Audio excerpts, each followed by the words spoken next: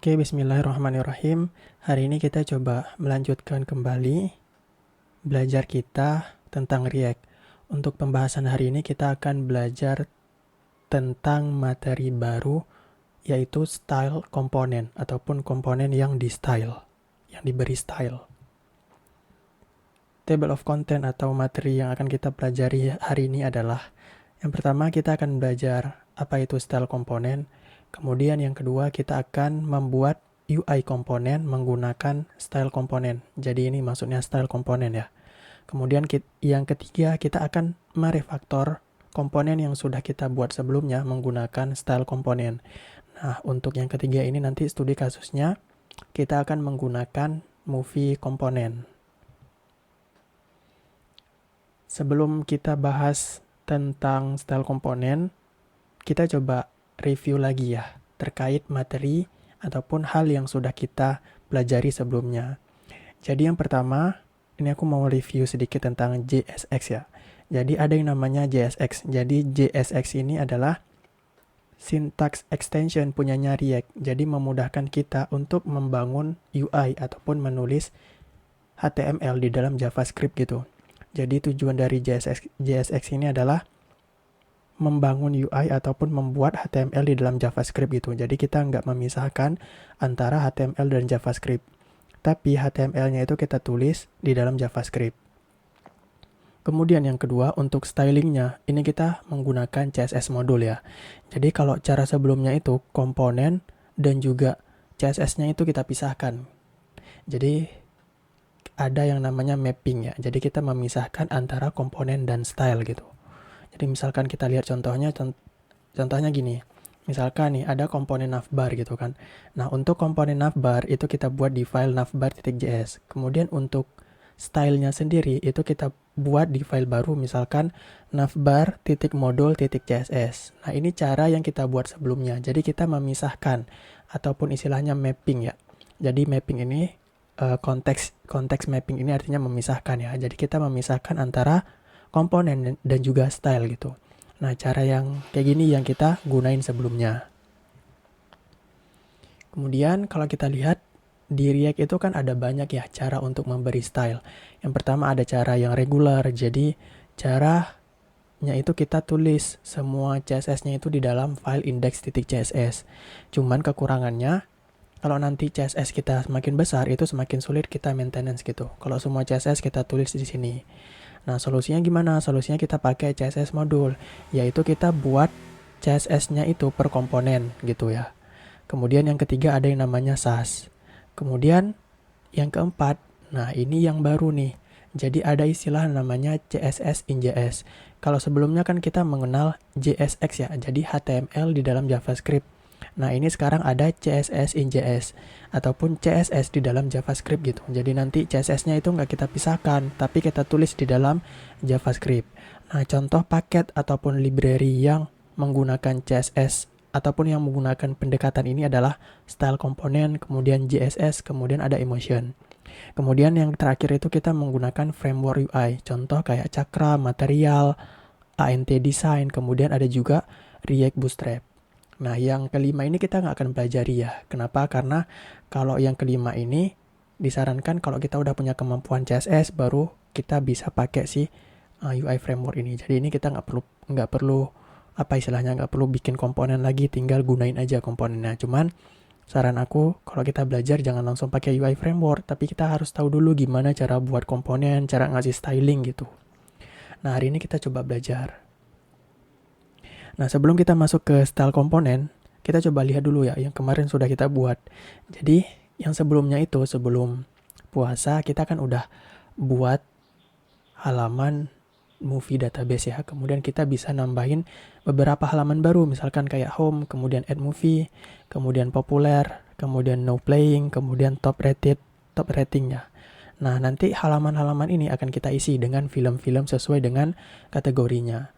Kemudian kalau di halaman home, kalau kita lihat ya, nah yang di sini itu, yang di yang di hero komponen, ini kita udah nggak memasukkan data statis lagi, tapi datanya ini kita ambil dari IMDb ya, jadi kita ambil datanya itu dari REST API. Jadi misalkan kita lihat, Nah, ini ada fungsi namanya fetch movie kan. Jadi kita nanti di sini ada URL-nya kan. Kemudian kita fetch datanya, kita ambil gitu. Kemudian kita simpan ke variabel respon, kemudian kita convert data JSON-nya. Baru kita set ke state gitu. Nah, jadi data yang di Hero ini itu kita sudah ambil dari internet. Sedangkan yang di sini, yang di latest movie ini kita ambil dari lokal ya. Nah, nanti kita akan belajar mengkonsumsi API. Jadi nanti API-nya data dari API-nya kita masukin ke dalam sini gitu. Ke dalam halaman populer, no playing gitu.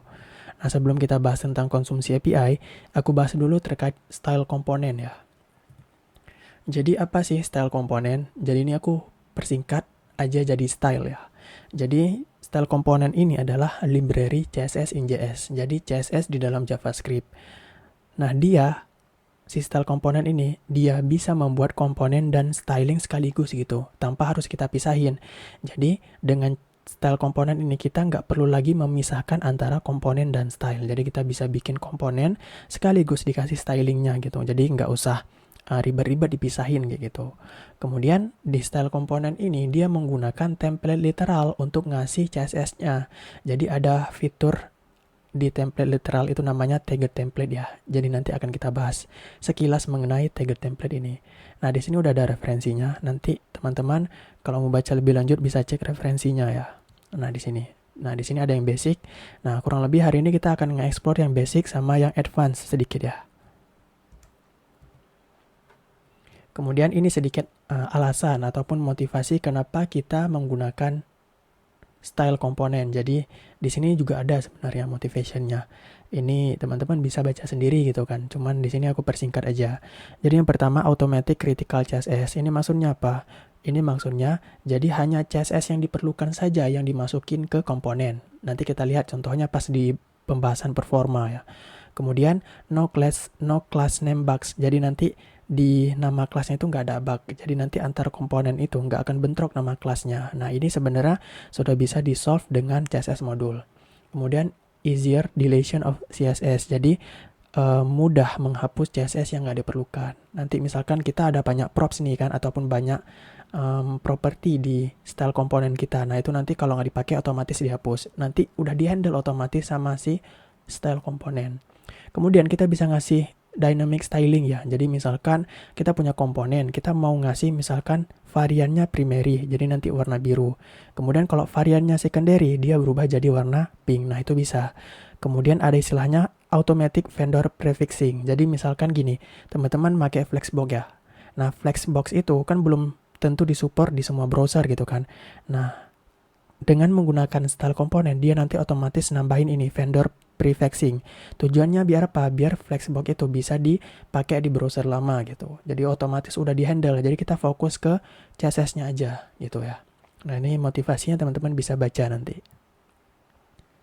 Nah, sekarang kita akan coba install si style komponennya ini di aplikasi kita. Jadi kita akan menambahkan paket ataupun library baru. Jadi kita bisa install melalui npm, yarn ataupun cdn. Nah, karena kita pakai aplikasi Create React App, jadi kita installnya lewat npm aja ya. Pakai yarn juga bisa. Jadi untuk installnya gampang ya. Jadi npm i style pakai d ya di akhirnya. Kemudian components. Jadi di akhirnya ada s ya. Jadi kalau nggak ada s nanti paketnya beda lagi gitu. Jadi kita buka terminalnya.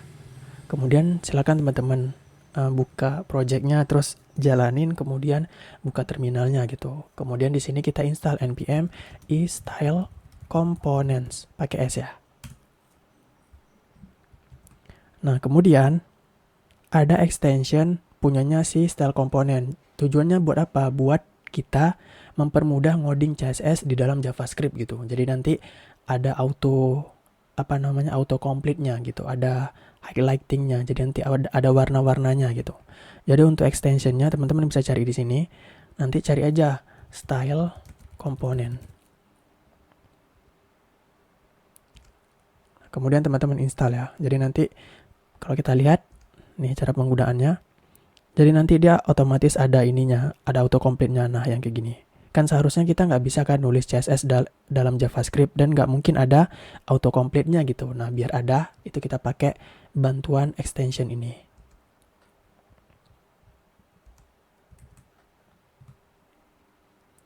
Nah, ini contoh penggunaan dari style komponen ya. Misalkan kita ambil contoh kasus dari komponen navbar sebelumnya gitu. Misalkan gini, kita kan tahu kalau membuat komponen itu bisa pakai function ya, function navbar kan. Nah, sekarang kita buat komponen pakai variabel biasa. Misalkan aku mau buat komponen namanya navbar gitu, const navbar. Kemudian sama dengan, nah kita panggil si style komponennya, style, kemudian kita lihat si komponen navbar ini mau kita buat pakai elemen apa. Nah, di HTML navigasi itu udah ada elemen sendiri, namanya apa? Namanya elemen nav. Ya udah tinggal panggil aja titik nav. Kalau mau pakai titik div bisa juga, kalau mau pakai footer bisa juga gitu. Jadi setelah titik ini kita panggil fungsi elemennya. Misalkan mau buat elemen apa? Mau buat elemen paragraf berarti titik p gitu. Nah, di sini ada yang aneh. Biasanya kan kalau manggil fungsi, jadi nav ini fungsi ya. Kita pakai kurung bulat kan. Nah, di sini di style komponen dia pakai backtick. Nah, jadi kita kasih backtick. Kemudian baru kita tulis rule CSS-nya. Misalkan kita kasih property background color blue, kemudian warnanya white gitu. Udah sesimpel ini. Jadi dengan style komponen kita bisa membuat komponen dan ngasih CSS sekaligus gitu. Jadi kita nggak perlu pisahin lagi. Jadi kalau kita lihat di dalam navbar.js ini ada JSX dan juga ada style komponen gitu ya. Jadi kita nggak perlu kita pisahin lagi. Itu tujuan dari style komponen. Ini salah satu fitur utamanya. Nanti kita akan ngebahas ataupun ngelihat fitur-fitur yang lain. Nah, ini aku bahas sedikit tentang tag template ya. Jadi kan kita tahu sebelumnya kalau membuat string itu kita kan bisa pakai kutip 2, kutip 1 atau pakai backtick. Nah, yang backtick ini kan namanya template literal. Jadi misalkan kita kasih backtick, kemudian kita tulis string di dalamnya gitu. Nah, kelebihan dari template literal ini, kita bisa manggil ekspresi. Misalkan, untuk manggil ekspresi itu harus dibuka pakai $ kurung kerawal gitu. Baru kita bisa masukin ekspresi, misalkan manggil variabel gitu, kemudian manggil fungsi. Nah, itu bisa di dalam sini gitu. Atau melakukan operasi gitu, misalkan penambahan, pengurangan itu bisa. Nah, ada fitur lain dari template literal, namanya itu tag template. Nah, tag template ini buat apa? Kita bisa memparsing ataupun mengirimkan template literal ke dalam fungsi. Misalkan nih, ada fungsi gitu kan. Biasanya kan pakai kurung bulat manggilnya. Nah, sekarang enggak, kita bisa manggil pakai backtick gitu. Jadi, cara manggil fungsinya pakai backtick. Atau fungsi ini kita kirimkan template literal. Nah, kayak gini. Nah, kenapa kita pakai template literal? Karena style komponen ini dia menggunakan tag template untuk ngasih CSS-nya. Contoh gini, misalkan nih, aku punya fungsi namanya getName gitu kan. Kemudian cara manggilnya kan biasa kita pakai kurung bulat. Nah, kalau tag template itu kita bisa panggil menggunakan backtick. Jadi kita nggak perlu ngasih kurung bulat gitu. Atau bahasa lainnya, si fungsi ini kita kirimkan template literal gitu. Otomatis nanti dia masuk ke parameter name. Nah, sebenarnya si parameter ini itu akan jadi array nanti ya. Cuman itu nanti aku bahas, itu nggak aku bahas lebih dalam ya. Cuman ini intinya kita bisa manggil fungsi pakai template literal itu aja gitu. Karena nanti cara ini akan kita pakai di style komponen gitu ya. Oke, itu teori aja gitu. Nah, sebelumnya. Nah, sekarang kita coba masuk ke contoh kasus ya. Jadi kita akan buat sebuah UI komponen. Nah, jadi UI komponen ini adalah komponen yang reusable, kemudian independen, dan bisa digunakan di mana aja. Artinya, komponen ini bisa digunakan berulang-ulang dan dia nggak bergantung pada komponen apapun, ataupun dia berdiri sendiri gitu. Kita akan ngebuat UI komponen seperti UI framework yang udah ada, misalkan kayak Chakra, Bootstrap, kayak gitu.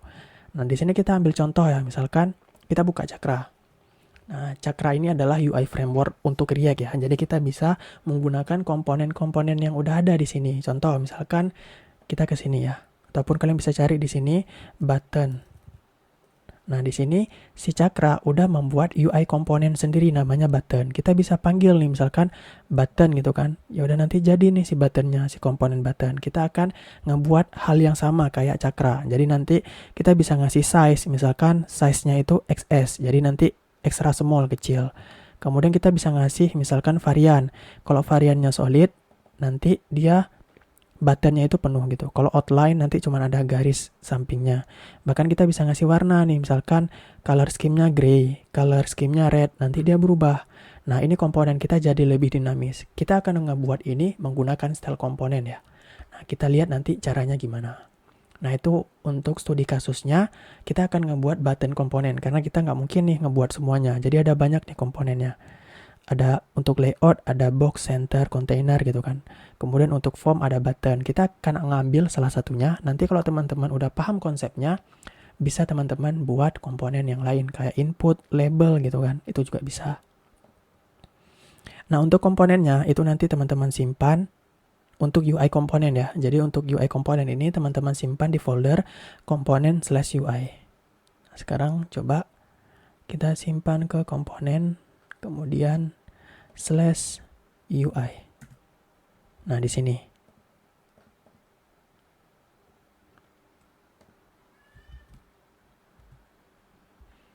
Sekarang kita akan mulai cara membuat style komponen ya. Jadi kita akan ngebuat button komponen, kemudian untuk foldernya, untuk filenya kita simpan di UI/button/index.js.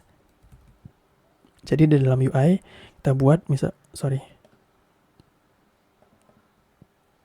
kita buat button/index.js. Nah, nanti sudah ada nih file buttonnya. Kemudian kalau kita lihat nanti si komponen button ini kita akan ngebuat dia jadi lebih dinamis ya. Jadi untuk ngebuat komponen jadi lebih dinamis kita kan perlu props ya.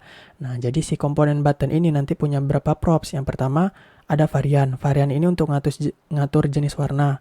Kemudian full ini untuk membuat si button itu penuh ya, lebarnya penuh. Kemudian size ini untuk ngatur ukurannya. Jadi nanti mirip kayak si Cakra UI. Punyanya si Cakra UI ya. Button punyanya si Cakra UI. Kita akan ngebuat ini ataupun meniru hal-hal yang kayak gini gitu. Nah, ini udah ada caranya, gimana cara ngebuat komponen button. Style komponen, sorry. Tapi kita akan lihat studi kasus punya kita ya. Nah, sekarang kita akan ngoding. Jadi yang pertama, gimana sih cara membuat style komponen ataupun komponen yang menggunakan style komponen. Jadi yang cara pertama, kita impor dulu si style komponennya.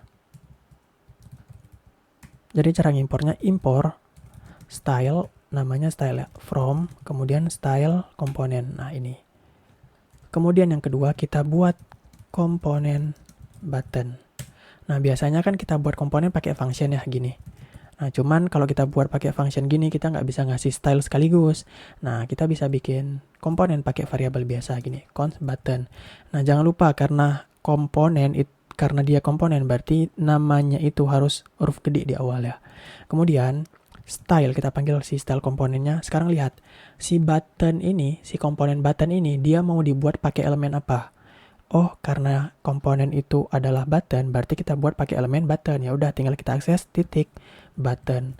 Nah, ini kita bisa manggil elemen apapun ya, misalkan kayak H1, kemudian div gitu, kemudian header, kemudian nav.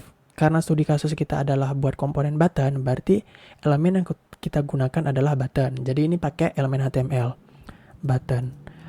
Kemudian kurung bulat. Nah, seharusnya ini kan fungsi, jadi cara manggil fungsi kan pakai kurung bulat. Nah, cuman kalau pakai kurung bulat itu agak susah ngasih stylenya gitu. Jadi si style komponen dia ada cara lebih mudah untuk ngasih stylenya. Jadi cara manggil fungsinya itu menggunakan backtick kayak gini. Nah, baru deh di dalam backtick ini kita bisa tuliskan properti ataupun rule CSS kita. Misalkan aku ngasih padding. Paddingnya itu atasnya itu 0,8 rem, kemudian kiri kanannya 2 rem. Ini padding versi shorthand ya. Kemudian setelah itu kita kasih border radius, warna sama background color. Kemudian bordernya itu none. Kemudian kita kasih border radius, ini buat si buttonnya biar melengkung. Jadi misalkan 10 pixel. Kemudian warna teksnya itu putih. Kemudian warna background colornya itu warna biru ya, tapi pakai kode ini 4361EE. Ini diambil dari style Figma kita yang kemarin ya. Kalau kalian punya color scheme sendiri silakan 4361EE kayak gini. Kemudian button itu nanti kursornya kita bisa ubah jadi pointer. Nah, kalau udah tinggal kita ekspor aja si buttonnya. Ekspor default button. Nah, sekarang kan buttonnya udah selesai nih, udah kita buat. Gimana kalau kita pakai kita lihat nih. Nah, kita lihat yang kemarin itu button kita dipakai di hero sama yang di form ya. Sekarang kita pakai. Kita coba buka hero dulu. Ctrl P, hero. biar langsung bisa dicari ya si filenya. Nah, ini sekarang kita ganti.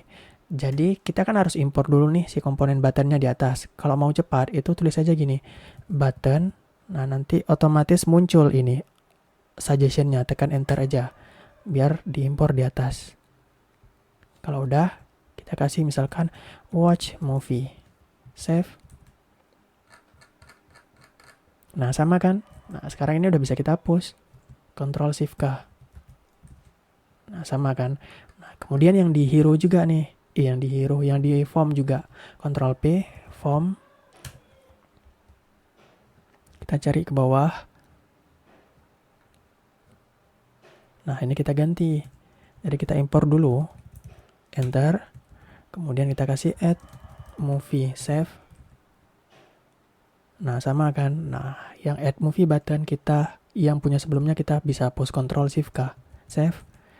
Nah, cuman permasalahannya buttonnya ini nggak full. Gimana caranya biar full? Nanti kita belajar tentang props ya di style komponen. Oke, itu cara yang pertama, cara ngebuat style komponen di React ya. Jadi sekarang si komponen buttonnya ini bisa digunain di mana aja. Dan sebelumnya kita gunain di hero komponen sama di form. Kalau kita lihat udah mirip nih kayak Cakra kan. Cuman ada beberapa kekurangan. Yang pertama kita belum bisa ngasih ukurannya, belum bisa ngasih variannya. Di sini nanti variannya itu untuk buat warna ya. Cuman kalau di sini bukan warna, tapi lebih ke styling si komponennya. Gaya si buttonnya gitu.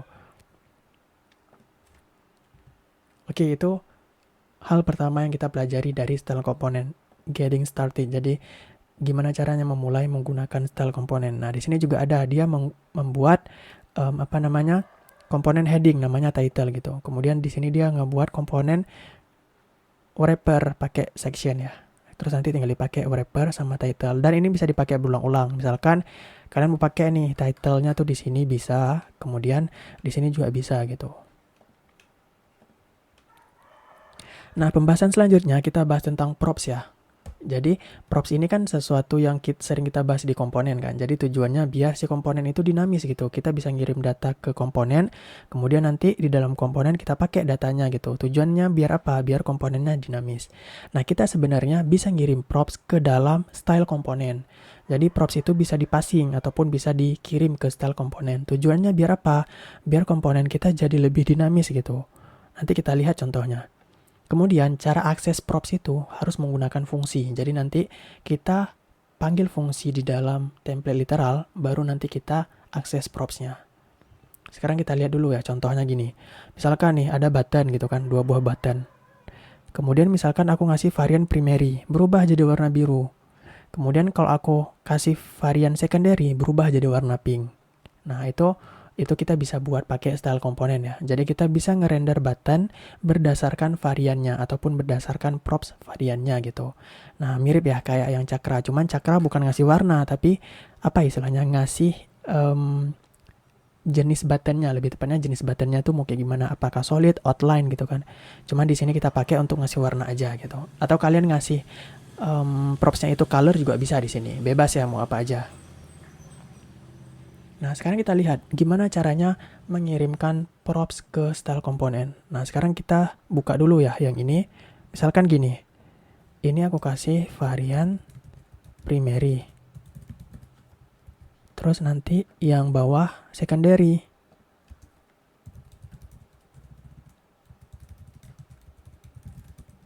Save. Kemudian kalau kita lihat hasilnya nggak ada yang berubah karena kita belum tangkap nih propsnya gitu kan. Masih dua-duanya warna biru.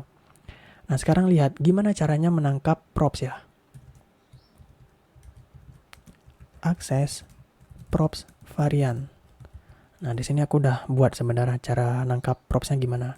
Jadi gini, misalkan nih, aku mau ngasih background color-nya berdasarkan props. Jadi misalkan gini, background color. Nah, di sini kan kita bisa tulis warna yang tadi ya, blue atau pink gitu. Nah, di sini aku nggak mau ngasih secara manual kayak gitu, tapi aku mau ngasih berdasarkan props. Nah, untuk nangkap props di dalam template literal itu harus melalui fungsi. Nah, sekarang lihat. Ini kan template literal. Kalau kita mau masukin ekspresi, itu kan harus pakai ini dolar kurung kurawal kan. Baru nanti propsnya bisa diakses melalui fungsi function. Nah kayak gini. Ini kita buka pakai fungsi biasa ya. Nah baru nanti propsnya itu bisa kita akses di dalam sini, props. Nah kalau kita lihat, nih ya, prop save.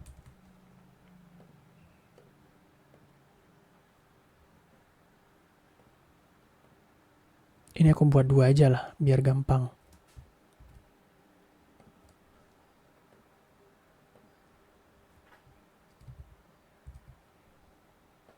Ini kalau kita lihat ya.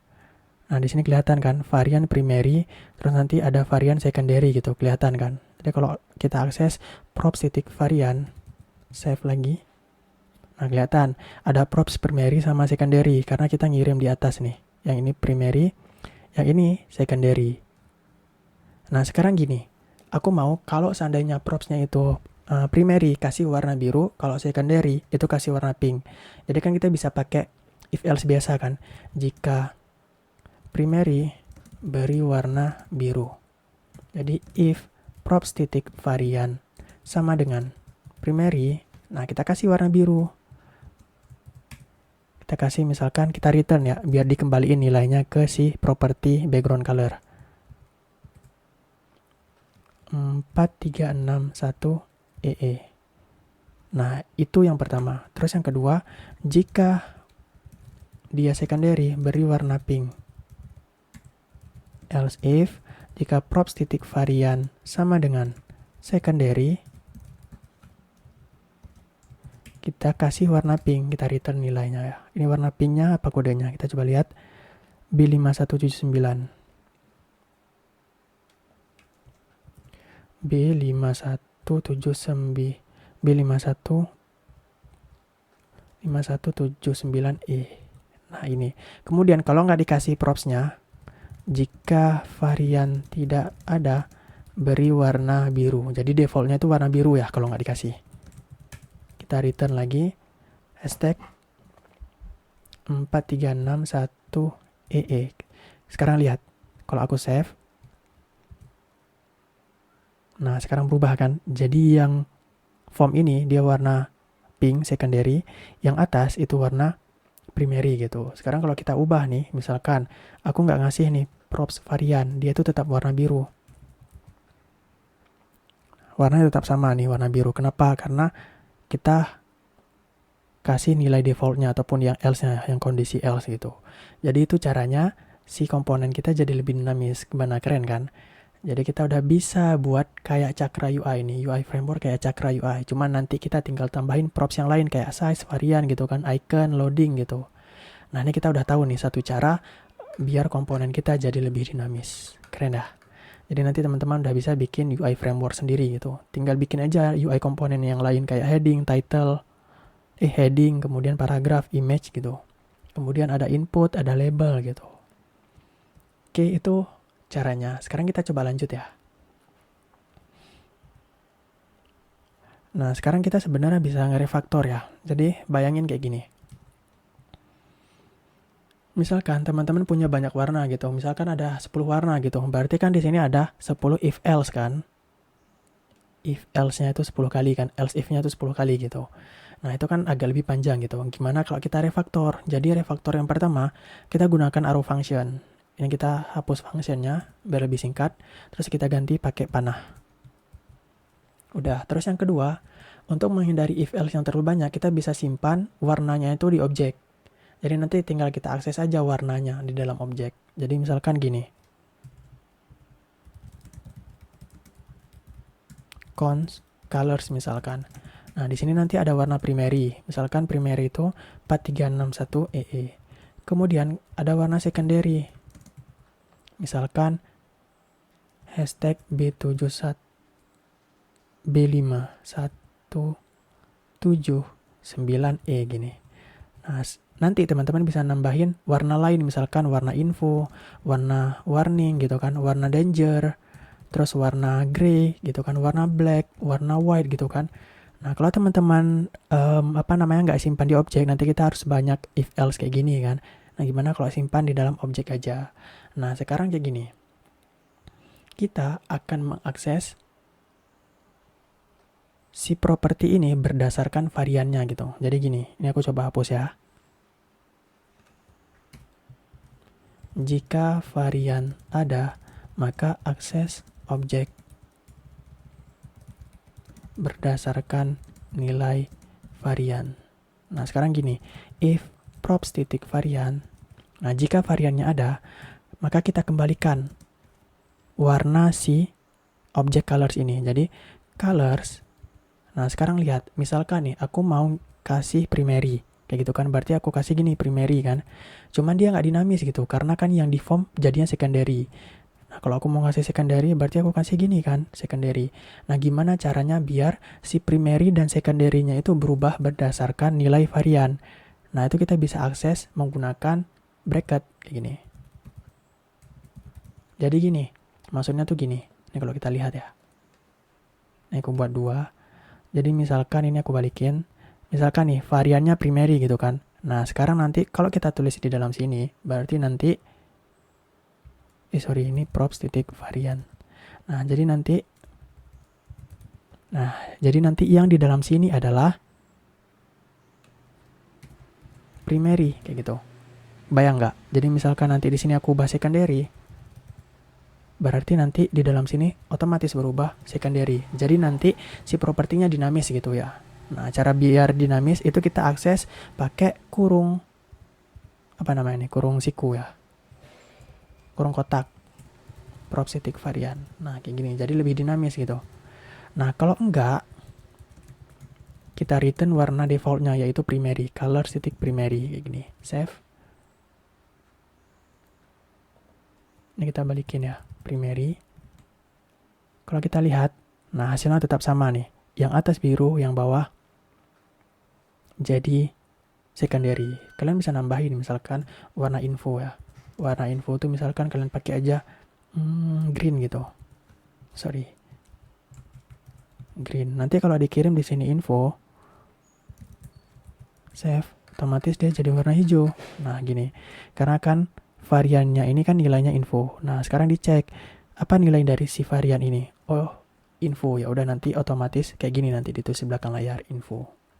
Nah, itu cara mengakses properti secara dinamis ya di objek. Jadi bisa pakai kurung siku atau pakai titik. Kalau pakai kurung siku ini dinamis nanti. Jadi dia berdasarkan nilai dari si variabelnya gitu. Oke, semoga teman-teman gak bingung ya. Nanti kalau teman-teman bingung bisa baca lagi tentang tentang objek. Itu cara mengakses properti di objek ada 2 cara, pakai titik atau pakai bracket. Ini udah pernah aku singgung ya di materi JavaScript sebelumnya gitu. Tentang kita gimana cara akses properti menggunakan kurung siku ataupun kurung kotak. Oke, gimana? Semoga teman-teman sudah sedikit terbayang ya gimana cara ngebuat UI komponen jadi lebih dinamis. Nah, sekarang kita bisa refaktor lagi nih. Refaktornya tuh gini. Kita bisa destructing-nya. Ternyata di dalam parameter ini kan parameter fungsi kan. Kita bisa melakukan destructing. Jadi, kita bisa destructing kayak gini. Kemudian di dalam props itu kan ada varian. Di dalam objek props ada varian. Nah, kita bisa ambil langsung variannya gini. Jadi otomatis diekstrak. Nah, sekarang jadi lebih singkat. Kita nggak perlu nulis lagi props kayak gitu. Nah, ini yang pertama. Terus yang kedua, lihat, kita bisa refaktor lagi. Jadi kita bisa bikin if else yang lebih singkat. Dan itu kayak gini. Ini aku hapus ya.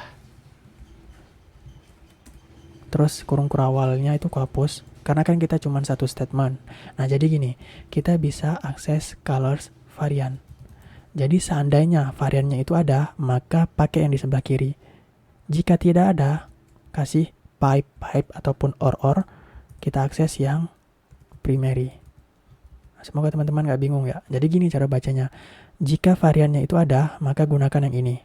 Jika nggak ada, gunakan yang ini. Jadi kayak if, kemudian ini else gitu ya. Nah, ini versi shorthand dari ternary operator. Ini sama aja kayak teman-teman nulis gini. Apakah variannya itu ada? Gini.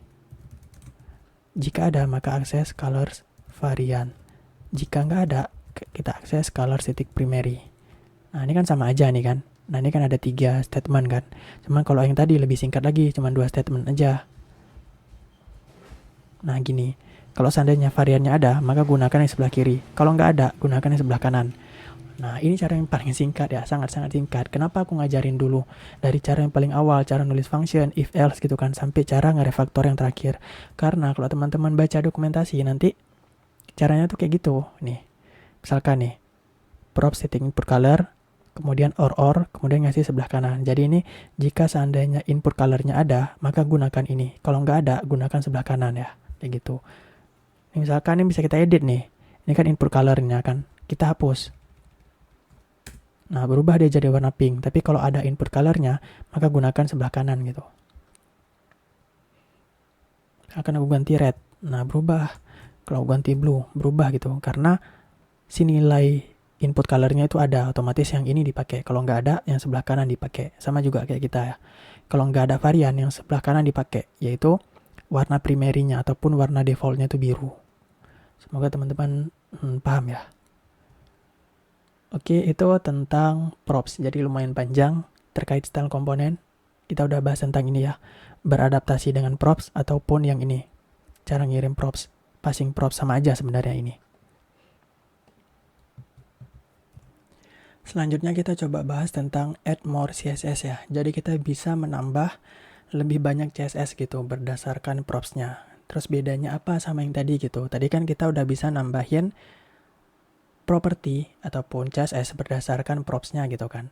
Nah, terus apa bedanya yang ini? Nanti kita akan lihat bedanya ya. Kalau kita jelasin juga nggak akan kelihatan bedanya. Nah, untuk menggunakan ini kita bisa menambahkan CSS helper dari style komponen ya. Seharusnya ini yang aku highlight. Jadi kita bisa nambahin CSS helper dari style komponen. Nah, ini teman-teman bisa baca di sini ya. Kita lihat contoh kasusnya kayak gini. Misalkan, aku ngasih tadi varian primary kan. Kita udah bahas tentang props, cara ngirim props ke style komponen. Nah, selanjutnya kita bisa ngirim props misalkan full. Nah, aku mau kalau ngirim props full, nanti buttonnya jadi penuh gitu. Width-nya jadi penuh gitu. Nah, kita bisa membuat button yang lebarnya penuh jika full-nya itu ataupun props full-nya itu dikirim gitu. Nah, caranya gimana? Caranya sama kayak yang tadi sebelumnya yang kita udah pelajari. Jadi pakai props lagi gitu. Jadi gini, di CSS itu kalau membuat button itu penuh, kita harus ngasih dua properti. Yang pertama, kita ngasih display, kemudian kita set nilainya block, kemudian kita kasih property width nilainya 100% gitu. Nah, kita bisa gunain cara sebelumnya. Jadi kita gunakan props full ini di property display dan width. Jadi gini, display kemudian titik 2 gitu kan. Kemudian kita tangkap propsnya. Kemudian kita kasih if di sini. Ini if versi singkatnya ya ataupun inline if. Jadi, jika props full-nya itu ada dan maka kita kasih block. Ini inline if ya. Ini teman-teman tulis if kayak biasa juga bisa gitu. Cuman ini versi singkatnya. Jadi cara bacanya, kalau props full-nya ada, maka kasih nilai block, otomatis nanti display-nya block gitu. Nah, sama juga yang width. Kalau seandainya props titik full-nya ada, dan berarti kita kasih lebarnya 100% gitu ya. Ini sama kayak yang di atas. Kalau ini kan if else versi singkat. Ini if versi singkat gitu. Jadi ini if aja. Ini cara yang sebelumnya. Atau cara yang kedua. Cara yang kedua itu kita bisa menggunakan CSS helper gitu. Jadi gini, kita nggak tambahin dulu propertinya, tapi kita tangkap dulu propsnya. Jadi kita buka pakai fungsi ya, pakai expression, kemudian kita tangkap pakai fungsi gitu. Jadi kita tangkap propsnya, kemudian kita cek apakah props titik fullnya ada. Jika ada, maka tambahin CSS baru. Coba perhatiin, ini kan di dalam fungsi nih. Nah, di dalam fungsi ini kita kan nggak bisa tambahin CSS kan. Nah, untuk nambahin CSS lebih banyak, itu kita pakai CSS helper. Kayak gitu. Jadi, jika props fullnya ada, maka tambahin CSS baru. Kemudian pakai backtick lagi. Kemudian tinggal kasih aja propertinya. Display block, width-nya 100%. Sama kan, kayak yang tadi. Cuman kalau yang tadi itu, kita harus nangkep 2 kali nih propsnya gitu. Atau kita pakai cara yang kedua, propsnya kita tangkap sekali. Kalau seandainya props full-nya ada, tambahin CSS gitu. Dimana CSS-nya itu display sama width-nya kita tambahin. Nah, terus kapan dong penggunaan cara yang ini sama cara yang sebelumnya? Solusi caranya gampang. Misalkan nih, ada props yang perlu menambahkan banyak properti. Maka pakai cara yang kedua. Misalkan nih, teman-teman mau nambahin properti misalkan shadow gitu kan. Nah, ketika kita nambahin shadow itu kan perlu banyak properti, misalkan kita kasih box shadow-nya, kita kasih border radiusnya, kita kasih apa gitu misalkan kan. Nah itu nanti misalkan banyak properti gitu kan, nah itu pakai cara yang kedua. Kalau cuma satu properti aja, pakai cara yang ini, yang sebelumnya gitu. Jadi based on condition aja ya sebenarnya. Dua-duanya itu sah gitu. Nah sekarang kita lihat, kita buka yang form ya. Nah sekarang kita kasih misalkan di sini full. Nah, kita tahu kalau kita tambahin props full itu kan perlu tambahin banyak properti ataupun lebih dari satu kan. Nah, itu kita bisa pakai cara yang kedua. Props full, kayak gini. Jadi kita tangkap dulu si propsnya. Gimana cara tangkapnya? Ya masukin ekspresi lagi. Karena ini kan di dalam template literal kan. Kalau mau manggil ekspresi harus pakai $ kurung kurawal. Kemudian cara tangkap propsnya itu harus di dalam function, kayak gini. Props yang gini.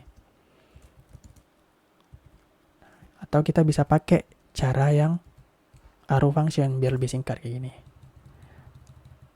Nah sekarang kita bisa cek jika props titik fullnya ada gitu kan. Kan biasa kita tulis gini ya, if props titik full gitu kan, baru kita kasih CSS-nya gitu. Itu terlalu panjang. Atau bisa kita tulis cara yang lebih singkat. Jadi gini, jika props titik fullnya ada dan maka tambahin CSS baru. Kita nggak bisa langsung nambahin gini, width titik 2 100%. Nggak bisa. Kenapa? Karena ini di dalam fungsi. Dalam fungsi itu nggak ada properti width gitu kan. Salah nih, width. Nggak ada. Otomatis kita harus tambahin CSS. Nah, cara tambahinnya gimana? Pakai CSS helper dari si style komponen. Jadi CSS, kemudian enter aja. Nah, otomatis diimpor. Nah, kita kasih backtick lagi, baru kita tambahin CSS-nya. Karena kan CSS-nya ini ditulis di dalam template literal kan, bukan di dalam fungsi gitu. Nah, sama nih, dalam template literal. Baru kita set display-nya block. Width-nya 100%. Save. Sekarang kalau kita lihat, nice, keren kan? Ini sekarang udah full. Kemudian yang di atas tetap seukurannya gitu batannya. Itu cara kita membuat komponen menjadi lebih dinamis gitu. Sekarang teman-teman udah paham nih gimana cara ngebuat UI komponen yang reusable ya. Kemudian mungkin teman-teman nanya, di sini kan udah banyak nih propsnya gitu kan. Nanti kita bisa tambahin lagi nih, misalkan props size gitu. Nanti ada props lain, misalkan padding, terus ada margin gitu kan, terus ada border radius gitu. Otomatis kan lebih banyak nih propsnya gitu kan, dan lebih banyak logiknya gitu, kompleks gitu. Jadi logiknya lebih kompleks itu. Mungkin teman-teman nanya nih terkait performanya gimana gitu kan. Nah, jadi gini, kalau di style komponen itu, propertinya itu nggak akan ditambahkan jika propsnya nggak dikirim gitu. Dan dia otomatis menghapus si style yang nggak dipakai. Jadi teman-teman nggak usah khawatir terkait props yang banyak gitu. Misalkan teman-teman punya banyak props, nggak usah khawatir. Sekarang kita lihat di button atas ini, kita lihat ya. Aku inspect. Nah, kalau kita lihat, oh iya, ini kan tadi nggak kita pakai ya, yang ini kan. Kita hapus aja. Save.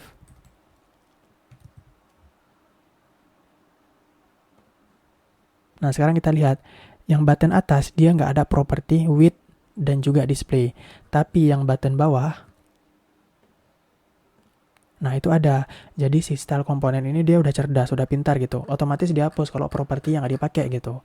Jadi performa kita jadi lebih bagus gitu. Padahal kalau kita lihat komponen yang di atas sama komponen yang di bawah itu kan mengacu pada satu komponen yang sama, yaitu button kan. Cuma dari style komponen dia bisa mengeliminasi ataupun menghilangkan properti yang nggak digunakan gitu. Jadi nanti otomatis dihapus gitu. Yang di button hero ini nggak ditambahin, yang width sama display tadi otomatis dihapus. Nah, kalau di CSS modul cara tersebut nggak bisa gitu, nggak otomatis ada nanti kayak gitu. Jadi nggak dihapus otomatis, cuman kalau di style komponen otomatis dihapus ya. Jadi dia bergantung pada propsnya gitu, dan otomatis dihapus CSS yang nggak dipakai. Jadi itu terkait performa ya. Jadi tenang aja, komponen kalian jadi lebih ringan gitu. Nah, sekarang kalau kita lihat, teman-teman udah bisa nih bikin komponen yang reusable dan juga dinamis gitu kan. Nggak hanya bisa dipakai berulang-ulang, tapi juga dinamis. Dinamis dalam artian dia itu bisa berubah-berubah warna, kemudian dia bisa berubah bentuk full atau enggak gitu. Nah, nanti teman-teman bisa tambahin props lain, misalkan bisa ngasih margin, padding gitu kan, kemudian size gitu. Nah, untuk size ini nanti jadi tugas ya. Nah, selanjutnya gini. What if? Gimana kalau seandainya si warna ini, tema warna ini dipakai di komponen lain gitu. Misalkan aku punya komponen heading gitu kan. Di dalam di dalam UI ini aku ada komponen heading. Misalkan aku buat ya.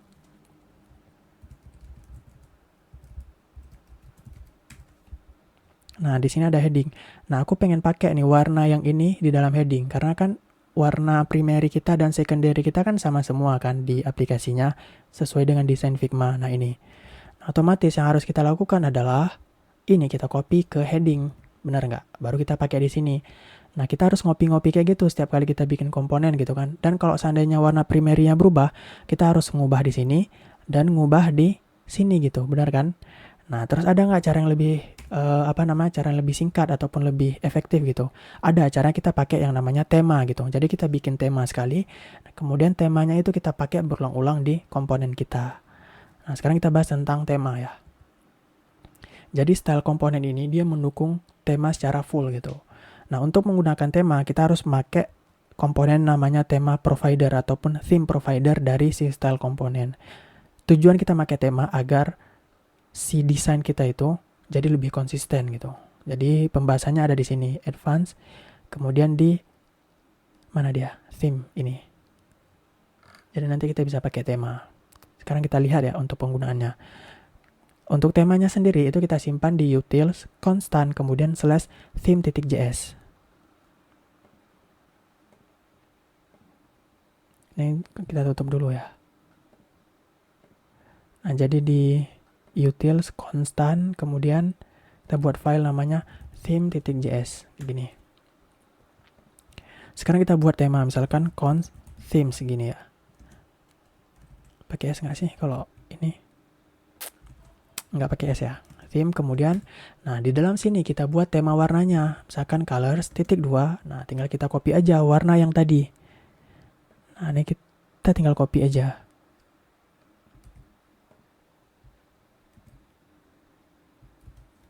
Buka pakai objek, kemudian save. Ini apa yang salah? Kita lihat.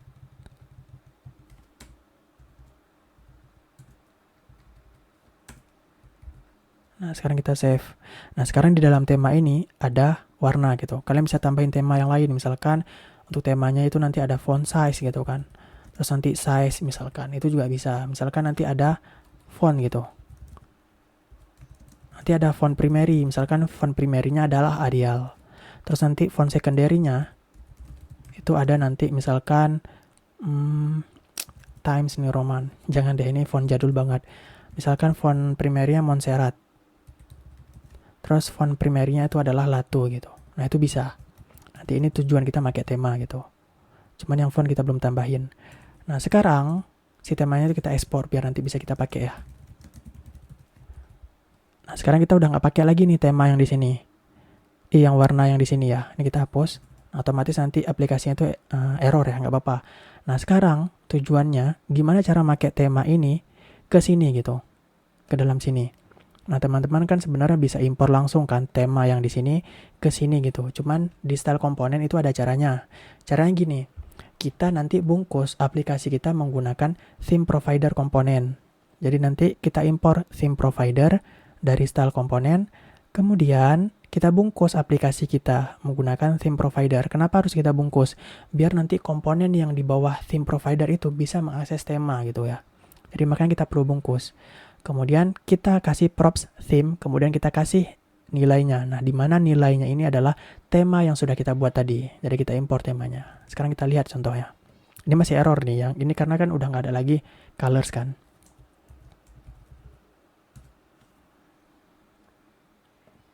Ini aku hapus dulu ya komentarnya.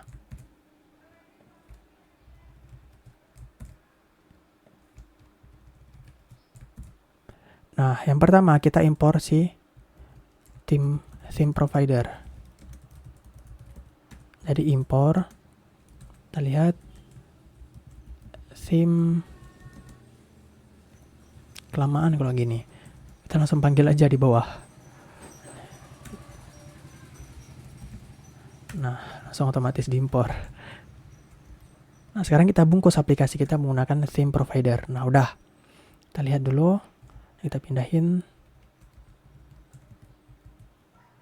Nah, sekarang si theme provider ini menerima props namanya theme. Sama dengan, nah kita kasih tema kita yang sudah kita buat tadi gitu. Nah, ini kita tulis aja theme. Ini belum diimpor ya. Coba kita kontrol spasi. Nah, kita enter. Nah, otomatis nanti diimpor tema yang sudah kita buat. Jadi, nilai dari theme ini adalah tema yang sudah kita buat. Save. Nah, sekarang kita udah bungkus aplikasi kita menggunakan tema gitu. Terus, gimana dong cara aksesnya? Nah, kita bisa akses si tema ini melalui props. Jadi, tema ini nanti disimpan di dalam props gitu. Jadi, kita akses props.theme gitu kan. Nah, sekarang lihat. Theme itu kan ada di dalam props gitu kan. Kita bisa langsung destructing di sini. Koma, theme kayak gini. Biar teman-teman gampang lihatnya ya. Nah, sekarang kita udah bisa mengakses theme ya. Theme yang ini gitu kan. Nah, sekarang kita tinggal akses aja gini. Kita hapus misalkan theme, titik. Nah, terus ada apa? Ada objek apa? Colors gitu kan. Kemudian nilainya dinamis. Berarti varian. Kayak gini. Udah. Terus ini juga sama. Theme, titik colors. Lihat yang ini ya. Theme, titik colors, titik primary gitu kan. Titik primary. Udah sesimpel ini. Save. Ini bisa nggak? Ini masih merah nih.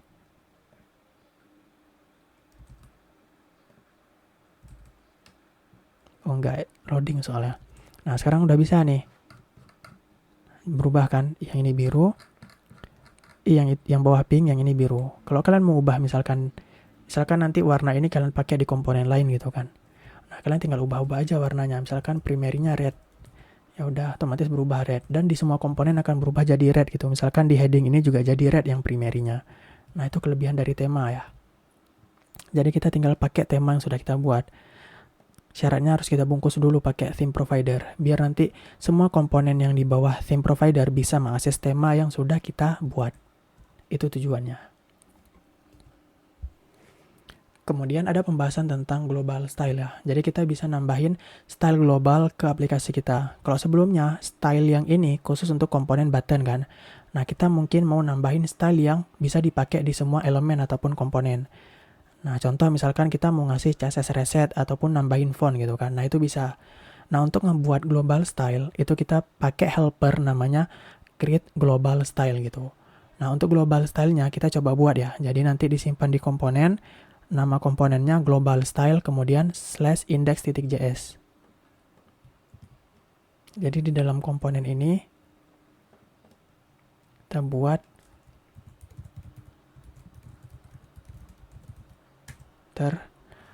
sekarang kita buat global style-nya. Sekarang lihat caranya. Jadi yang pertama kita import dulu create global style-nya. Jadi gini, const global style gini. Kemudian untuk membuat global style kita pakai helper namanya create global. Ada nggak?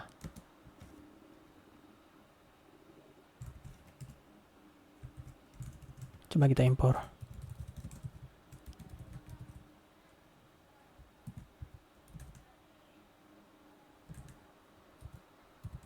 Nggak muncul autocomplete aku.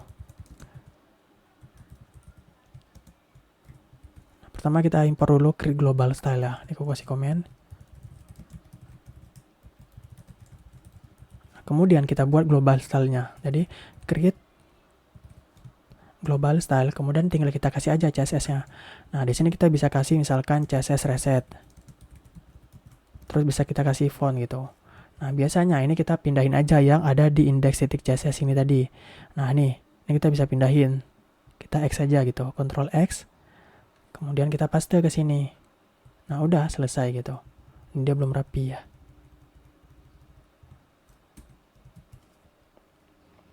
Nah, sekarang kita bisa ekspor sih global style-nya. Aduh, lemot banget. Kenapa sih? Nah, ini contoh untuk implementasi dari global style ya. Dan sekarang kita udah nggak perlu lagi nih si index.css-nya. Di sini teman-teman bisa nambahin font ya. Misalkan teman-teman mau pakai font. Kita buka font ya. Misalkan teman-teman mau pakai Montserrat ataupun Roboto. Nah, di sini aku udah nambahin fontnya. Nah, di sini aku tinggal copy aja yang impor ya. Add impor. Ini aku pakai yang impor. Terus di sini paling atas aku tambahin fontnya. Terus di body-nya ini aku kasih font size, font family. Jadi ini aku tinggal copy aja. Jadi nanti jenis fontnya adalah Montserrat. Nah, kalau kita lihat sekarang ini belum berubah nih. Ini ada error ya. Karena di index.js ini kita nge-impor index.css. Nah, sekarang ini komponen kita tuh masih pakai font normal ya, font biasa gitu dari aplikasi. Nah, sekarang gimana cara pakai global style ini? Caranya gampang. Kita tinggal panggil aja di app gitu. Jadi langsung aja gini. Global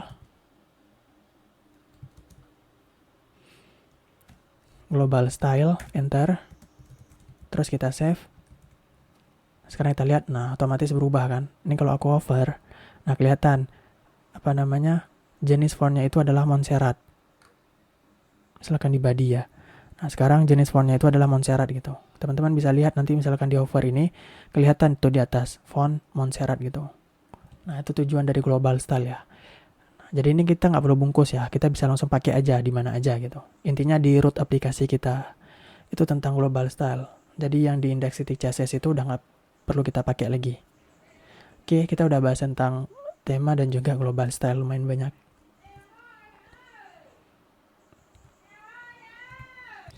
Oke, udah selesai materi kita lumayan banyak. Aku juga udah serak. Jadi ini yang terakhir ya.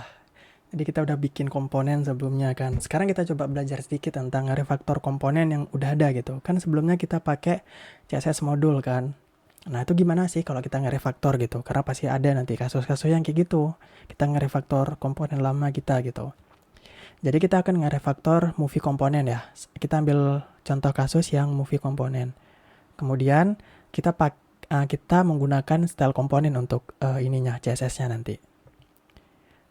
Nah jadi kalau kita lihat yang komponen movie kita ya sebelumnya kita kan misahin antara CSS sama si komponennya gitu kan. Nah gimana cara nulis ulang si movie ini menggunakan style komponen? Kalau kita lihat kita pakai kelas-kelas kan, class name movie image gitu kan. Nah ini sebenarnya udah bagus gitu.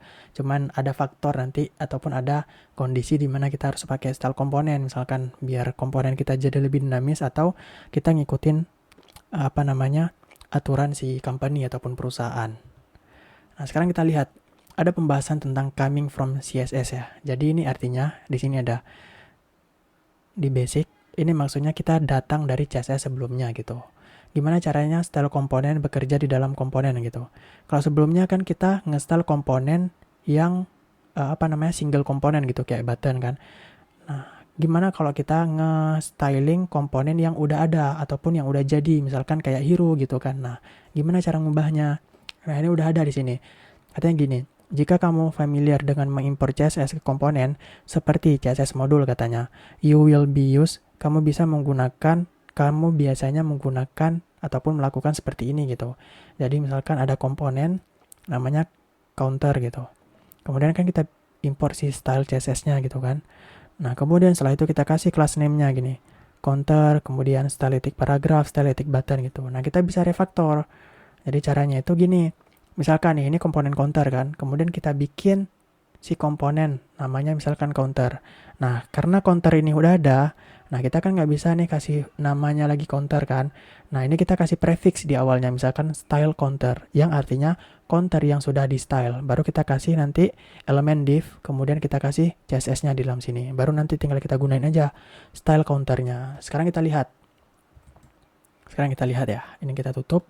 Kita akan coba nge-refaktor yang movie. Nah, sekarang kita coba bikin komponen movie yang sudah di style.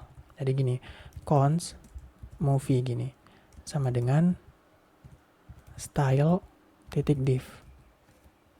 Sebelum itu kita import dulu ya, import style from style komponen. Kita save. Nah, sekarang lihat komponen movie ini kan udah ada nih kan bentrok. Nah, kalau seandainya bentrok itu disaranin pakai prefix ataupun awalan style gini untuk membedakan antara komponen yang biasa sama komponen yang udah di style gitu. Nah kemudian lihat si komponen movie ini dibuat pakai div kan. Ya udah, kita panggil style komponen, kemudian kita kasih elemen div. Baru di dalam sini kita kasih CSS-nya. Nah, sekarang gini. Si kelas-kelas ini kita hapus dulu ya. Kelasnya kita hapus.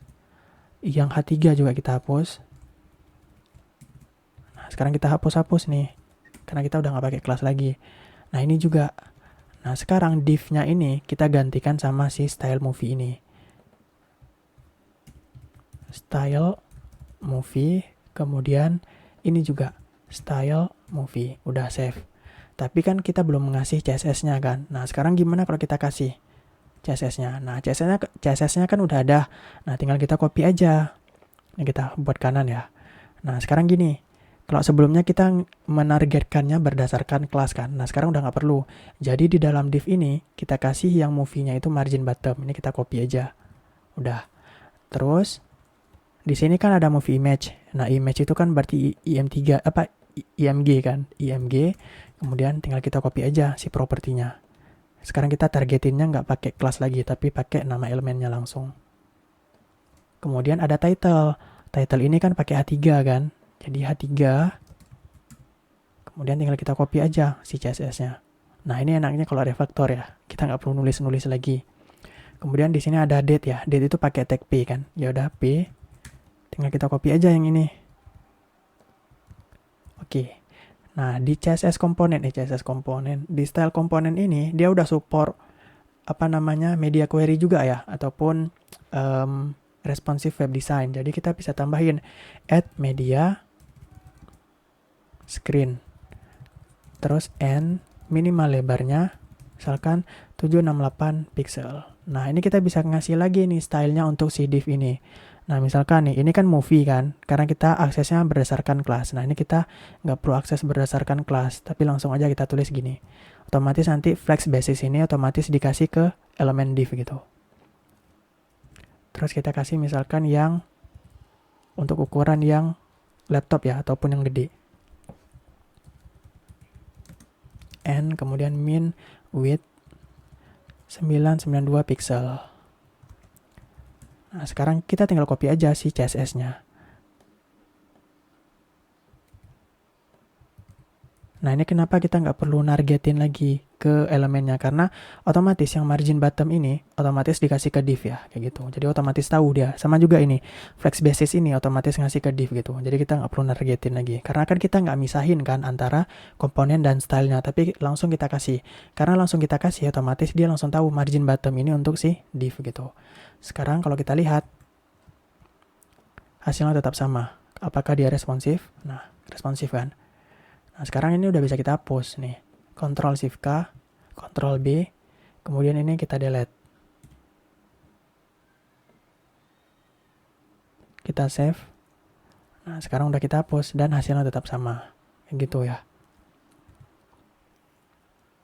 Nah, ini kita bisa bikin style komponen, kemudian masukin CSS-nya sekaligus. Nah, jadi prefix ini untuk menghindari bentrok antar nama komponen ya. Itu teman-teman bisa baca di sini.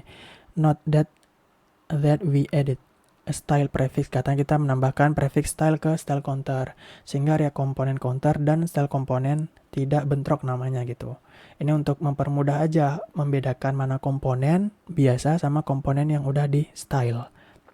Kita belajarnya sambil lihat dokumentasi, nggak apa-apa kan. Nah, sekarang kita udah nggak perlu lagi nih class name-nya ya. Kalau kalian mau nambahin class name juga bisa sebenarnya. Misalkan nih, ini kan class name, misalkan movie underscore title, masih bisa sebenarnya. Ini tinggal gini aja, movie underscore title.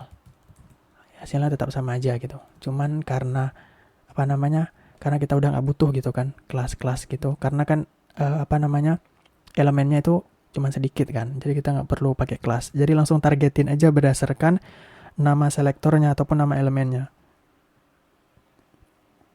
Nah, selanjutnya gini. Di sini kalau kita lihat ada dua komponen kan. Komponen yang sudah di style sama komponen biasa. Nah, ini best practice-nya sebenarnya kita pisahin. Jadi kita bikin file baru. Kita kasih nama movie. Cuman kan udah bentrok nih namanya kan. Udah ada. Nah, untuk membedain, kita kasih bukan imbuhan sih. Kita kasih ini titik style. Nah, baru titik JS gitu. Untuk membedain komponen yang sudah di style sama komponen biasa. Nah, ini kita cut aja. Kita cut, kita paste ke sini. Tinggal kita ekspor.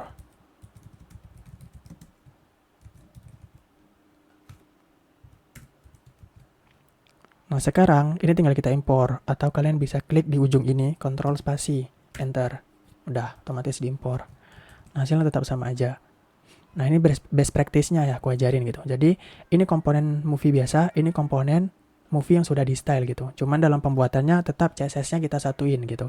Ini yang kita pisahkan adalah komponennya aja ya, bukan CSS-nya. Jadi kalau teman-teman mikir, kan tadi harusnya komponen dan CSS-nya udah nggak dipisahin. Iya benar, ini kan kita pisahin nih. Gitu. Ini yang dipisahin hanya komponennya aja gitu. Kalau teman-teman belajar nanti di referensi lain kurang lebih sama gitu ya. Nah ini yang tadi. Nah sekarang kita bahas sedikit tugasnya ya, takeaway-nya. Biar teman-teman makin lancar nih codingnya gitu, makin jago gitu. Jadi tugas yang pertama adalah teman-teman merefaktor navbar, hero, dan footer menggunakan style komponen. Caranya gimana? Caranya lihat yang movie tadi, yang udah aku ajarin gitu ya. Nah teman-teman refaktor yang hero, yang ini. Kemudian yang, ini kekecilan gak sih?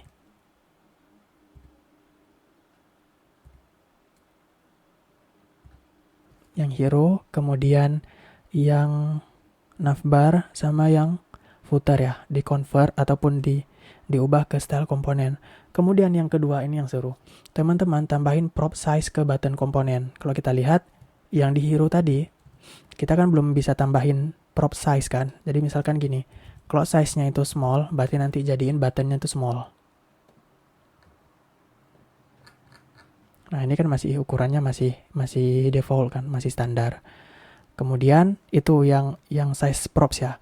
Nah untuk ketentuannya gini, untuk yang size ya. Kalau nanti dia propsnya itu small, kasih font size-nya itu 0,8, paddingnya atas bawah 0,2, kiri kanan 0,5. Dan yang medium dan large juga sama gitu ya. Jadi ada 3 nilai dari prop size-nya. Kemudian yang terakhir, ini yang ketiga, ini opsional ya. Ini opsional, kalian bisa bikin beberapa UI komponen seperti Cakra. Misalkan contoh yang lain nih, di sini Cakra ada komponen namanya teks gitu kan. Kemudian ada komponen heading, teks ini untuk membuat paragraf ya. Kemudian di sini ada heading. Nah, sama kita juga bisa bikin komponen kayak gini. Nah, misalkan untuk jenis tipografi, teman-teman bikin komponen namanya heading. Kemudian ada paragraf. Nah, bikin komponen, kemudian coba pakai di sini, biar dia bisa dipakai berulang-ulang. Nah, sekarang lihat, komponen ini warnanya primary kan. Nah, berarti nanti tambahin props lagi varian gitu. Gitu ya. Terus misalkan ada yang form, ada form, label sama input gitu. Nah, yang bawah juga nih. Input sama label ini kan masih apa istilahnya? Masih elemen biasa kan. Coba jadiin komponen gitu. Teman-teman bisa main-main dan lihat di sini ya. Sebagai referensi gitu. Nah, ini dia juga udah ada nih. Misalkan ada XS berarti extra small gitu. Kemudian misalkan media, teman-teman nanti buat komponen image gitu untuk biar image-nya itu bisa dipanggil berkali-kali nih. Di sini bisa, terus di atas bisa gitu. Gitu ya. Terus coba tambahin beberapa props yang mungkin teman-teman kira teman-teman berpikir itu penting gitu. Ini untuk pengumpulannya ya. Oke, kurang lebih itu terkait style komponen. Udah banyak banget yang kita pelajari gitu. Semoga teman-teman apa istilahnya ya, enggak pusing gitu. Jadi ini yang udah aku ajarin semua gitu tentang style komponen. Nggak semua sih sebenarnya, tapi secara keseluruhan itu udah ya. Mulai dari motivation, installation, getting started gitu kan, props gitu. Kemudian ini cara ngirim props, kemudian coming from CSS. Mungkin ini belum ya, animation gitu. Terus yang advance juga udah tema gitu kan. Terus kita tambahin, udah bahas template literal juga dan global komponen, global style sama CSS helper ya. Jadi udah lengkap semuanya. Jadi tinggal teman-teman refaktor aja gitu. Kalau misalnya ada yang CSS modul. Oke, itu mungkin untuk pertemuan hari ini. Kayaknya udah sejam ya. Ini video praktikumnya. Jadi nanti silahkan teman-teman pelajari lagi. Intinya jangan hanya terpaut ke slide aku ya. Kalian bisa tulis gini. Style komponen tutorial. Nah, kalian bisa baca dari referensi yang lain sebagai perbandingan gitu kan. Nah, di sini juga banyak nih tulisannya. Gitu. Intinya udah aku ajarin semuanya termasuk tema ya. Kalian bisa tambahin font size di tema, nanti bisa ubah-ubah tuh fontnya berdasarkan tema, apakah primary atau secondary gitu. Oke, kurang lebih itu untuk hari ini. Semoga ilmunya bermanfaat. See you semuanya.